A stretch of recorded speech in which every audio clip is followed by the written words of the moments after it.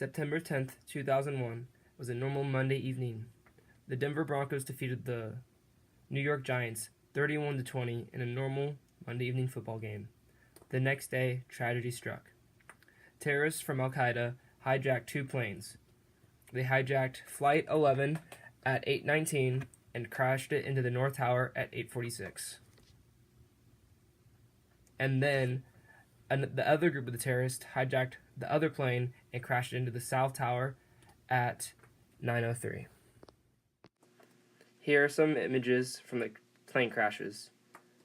You can see in all these images there's a lot of smoke coming out from the towers because this is because of the planes. Because when they hit them, they exploded and caused mass hysteria. There's a lot of confusion and people were scared for their lives, as they should be. The plane crashes were very scary for everyone in them, but still, you had to get through it. You had to fight, and you had to get out alive.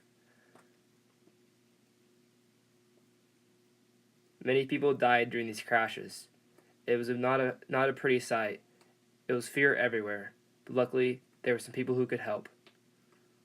Firefighters and police officers helped everybody. They rushed into the buildings when everyone was running away, and saved many lives. These people were very brave and fought to protect us.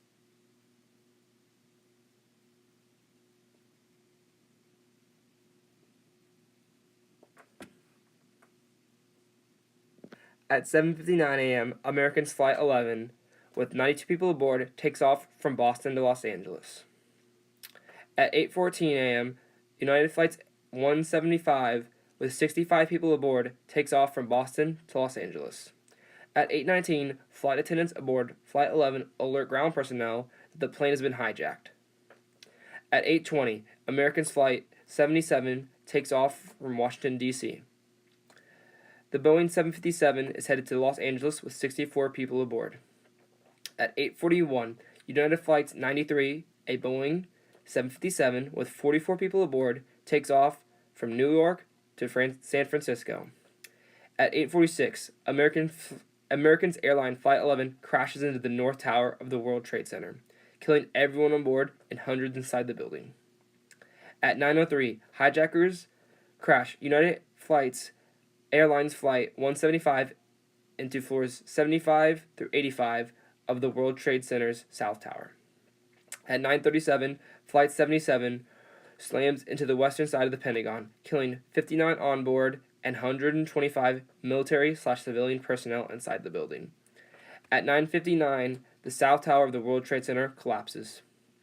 At 10:07, hijackers crash into Somerset County, Pennsylvania, killing all 40 on board. At 10:28, the World Trade Center's North Tower collapses, 102 minutes after being struck by Flight 11. This was a very tragic time for all of the American people. It was mass confusion. Everyone had people lost in the attack that were in New York. They didn't know if they were safe. They didn't know if there was going to be more attacks. Everyone was just in a constant state of panic, and they needed one thing. They needed a confident reply from their president telling them what to do and what action to take. A series of deliberate and deadly terrorist acts. The victims were in airplanes or in their offices. Secretaries, businessmen and women, military and federal workers, moms and dads, friends and neighbors.